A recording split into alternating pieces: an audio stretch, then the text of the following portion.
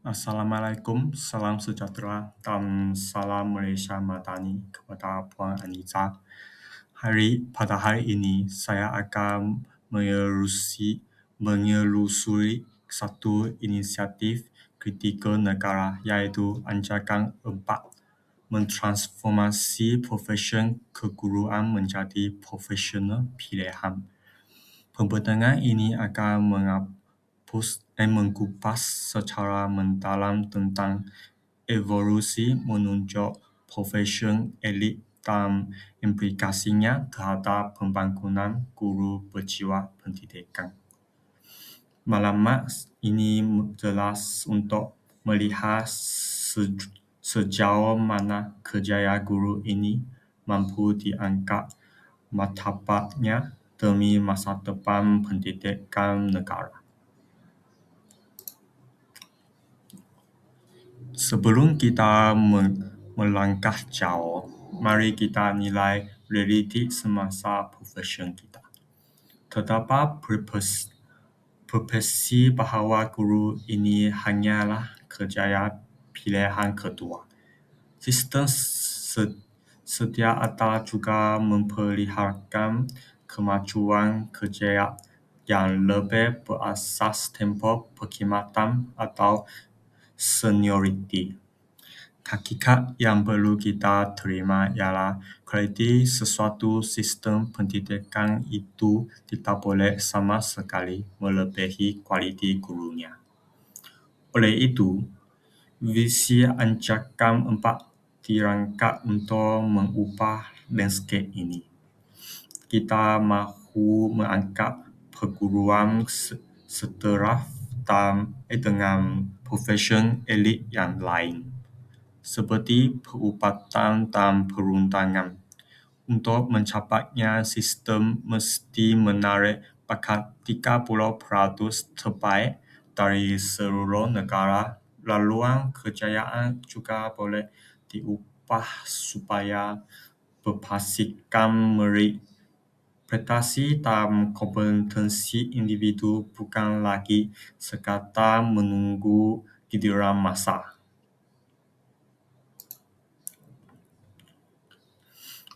Bagaimanakah rupa bentuk guru berjiwa pendidik ini? Ia bermula dengan input, iaitu penapis intelek, di mana kita memfokuskan kepada kemasukan 30% graduate terbaik negara. Proses ini disokong oleh pemakin motivasi yang menawarkan laluan kerjaya yang pantas dan dinamik berasaskan merit.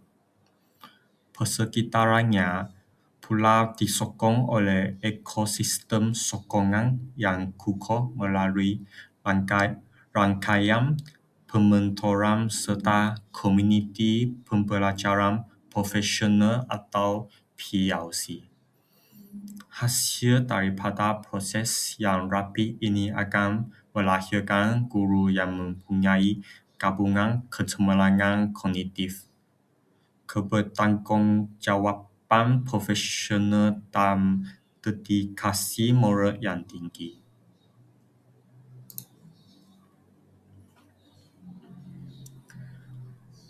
Hadirin sekalian, mari lihat corong atau pintu gerbang eksklusif kemasukan guru. Kemasukan kini dikhususkan secara eksklusif kepada kelompok elit akademik sahaja, iaitu 30% graduate terbaik negara. Penanda aras akademik dibandingkan dengan kelayakan minimum yang jauh lebih ketat. Sebagai contoh, keperluan mendapat 9A untuk memastikan kapasiti intelek yang tinggi. Bukan itu sahaja, calon akan melalui penilaian komprehensif termasuk ujian kepribadian dan kecenderungan psikometri yang ketat sebelum mereka diterima atau menempatkan latihan. Implikasi besarnya itu akan memastikan profesion dilihat berprestij kerana hanya individu berkapasiti kognitif dan daya tahan emosi yang tinggi sahaja boleh memasuki sistem ini.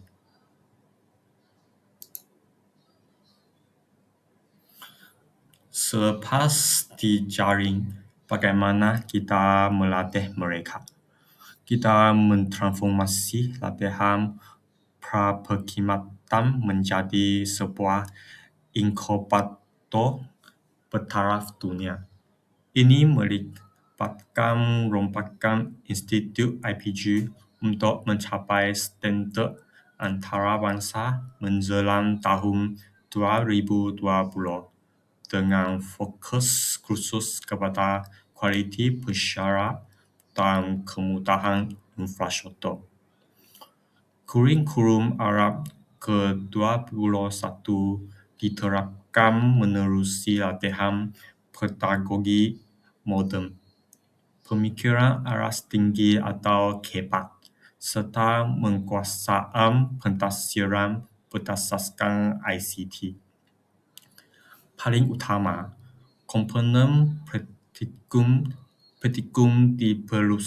diperluaskan sehingga 40%, bermakna 40% masa latihan didedikasikan untuk pendedahan intensi secara terus ke dalam bilik darjah di bawah selian mentor. Semua ini adalah persediaan untuk Dewan Readiness, supaya guru pelatih ini bersedia memberikan impak sebenar seawal hari pertama perkhidmatan mereka.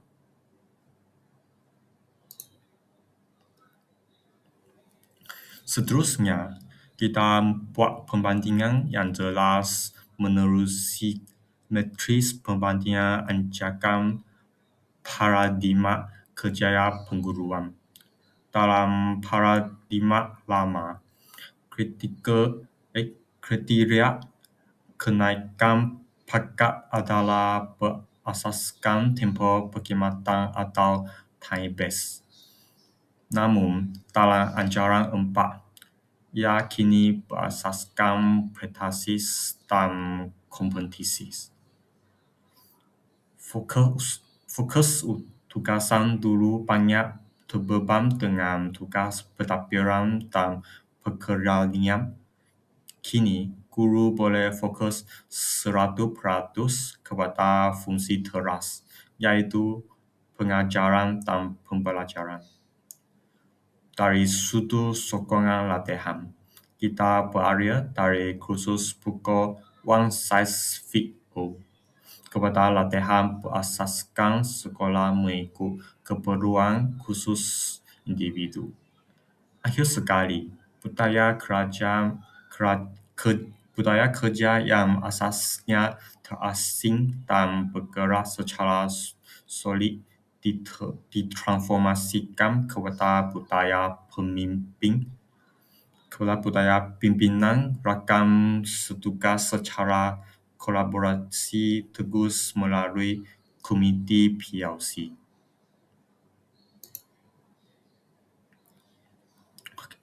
Apabila berada dalam sistem, guru tidak tertumpuk pada satu laluan sahaja. Kita wujudkan persimpanan kepakaran supaya pengembangan kerjaya berlaku tanpa guru perlu meninggalkan bilik darjah. Terdapat 3 laluan utama. Pertama, laluan pengajaran dan pembelajaran PDP. Guru boleh berkembang menjadi pakar rujukan kurikulum atau guru akademik cemerlang yang kekal mengajar di bilik darjah. Kedua, laluan kepimpinan bagi yang cenderung kepada pengurusan. mereka boleh menjadi pengketua, guru besar dan pentadbir pengupaya. Ketiga, laluan kebakaran pendidik melibatkan peranan sokong kritikal seperti SISC, perkara kurikulum, pakar mutu, serta pakar teknologi pendidikan. Malamatnya adalah untuk menyediakan seluasan supaya guru dapat membina jawab pendidik mengikut nature dan kebakaran khusus masing-masing. Mari kita rujuk graf trajektori laluan pantas ini menunjukkan ancaran untuk kecemerlangan. Di sinilah kita melihat peralihan kereta pergerakan grade dari DG41 ke DG54. Bagi guru biasa, tempoh untuk mencapai kemuncak grade mungkin mengambil masa sehingga 25 tahun. Tempoh perkhidmatan. Namun, melalui sistem merit ini, guru berprestasi tinggi boleh mencapai tahap yang sama iaitu DG54 dalam masa kurang daripada 25 tahun, jauh lebih awal. Ketabat juga mengajarkan tanpa disediakan bagi mereka yang berkhidmatan di kawasan pedalaman atau di sekolah prestasi rendah. Malamatnya adalah untuk mengancak dengan cepat daripada tenaga kerja yang didominasi oleh guru muda kepada guru pengalaman tinggi yang dinilai secara merit melalui penilaian bersepadu.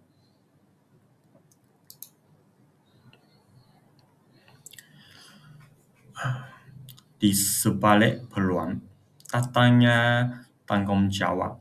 Polisi bertanggungjawab diwujudkan bagi melindungi integriti profesion. Proses ini bermula dengan pastinya jika berlakunya prestasi rendah. Guru ini akan menerima panduan dan bimbingan berterusan. Ini diikuti dengan sokongan intensif melalui bimbingan tambahan oleh mentoring dan SISC. Jika ada peningkatan, guru tersebut akan kembali kepada laluan kerjaya yang normal. Namun, jika tiada peningkatan, dasar pemisah akan dilaksanakan.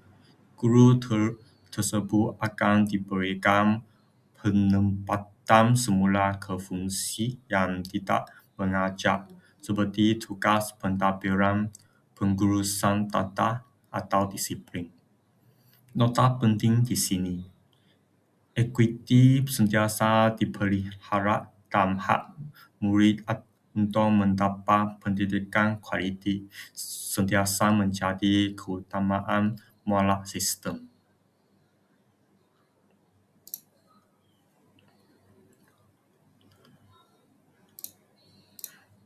Pengembangan profesionalisme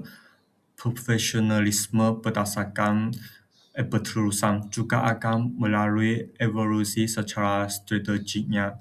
Kita beralih dari gelombang satu yang bersifat arah kementerian menuju gelombang 3 di mana 40% latihan adalah berasaskan inisiatif sendiri dan berasaskan sekolah. Kepimpinan pakar SISC akan ditempatkan terus di sekolah bank 5, 6 dan 7 untuk pimpinan langsung. Terbukti bahawa latihan berasaskan sekolah adalah lebih berkesan untuk membenarkan intervensi yang menepati keperluan setempat.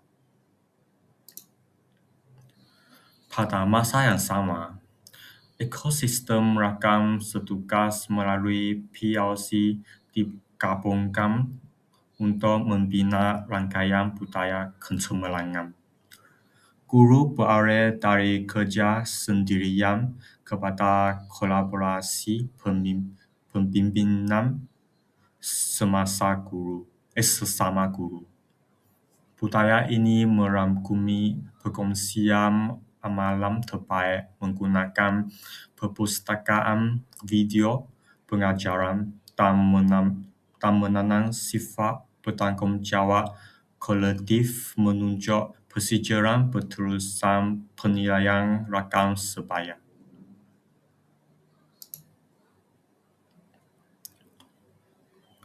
Keberhasilan jiwa pendidikan ini dapat kita saksikan menerusi bidang pengkhususan. Bagi guru STEM dan vokasional, mereka mampu menerjemahkan konsep yang abstrak kepada kemahiran aras tinggi. Selain memacu inovasi digital, kolaborasi bersama industri dan penyelesaian masalah analitikal. Bagi guru bahasa dan sastra, mereka dapat mencapai ruang atau pemikiran kritis dan empati. Di samping membina identiti nasional serta kemahiran komunikasi rentas budaya yang berasaskan pedagogi moden. Manakala bagi guru pendidikan khas, mereka bersedia membentuk pengalaman pengajaran era digital serta melaksanakan intervensi empati pembentukan tata terbeza bagi menyokong potensi individu setiap murid.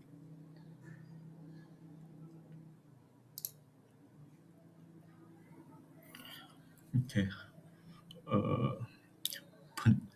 Peta jalan transformasi dan tuyuntan nanti kejadian murid.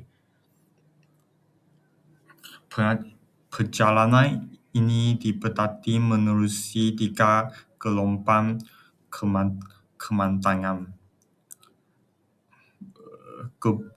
Gelombang 1, 2013 hingga 2015, membina asas dengan menggerakkan aras kemasukan dan membina sistem sokongan teras seperti mentor dan SISC.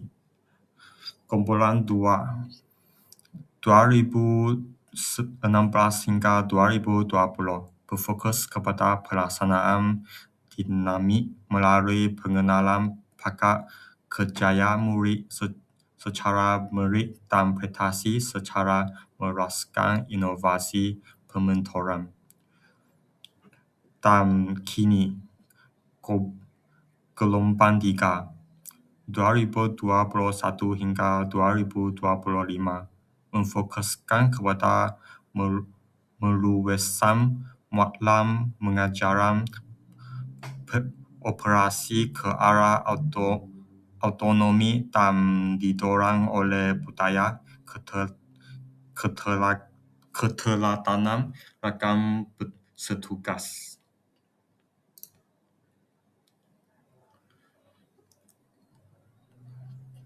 Kenapa kita melakukan semua ini?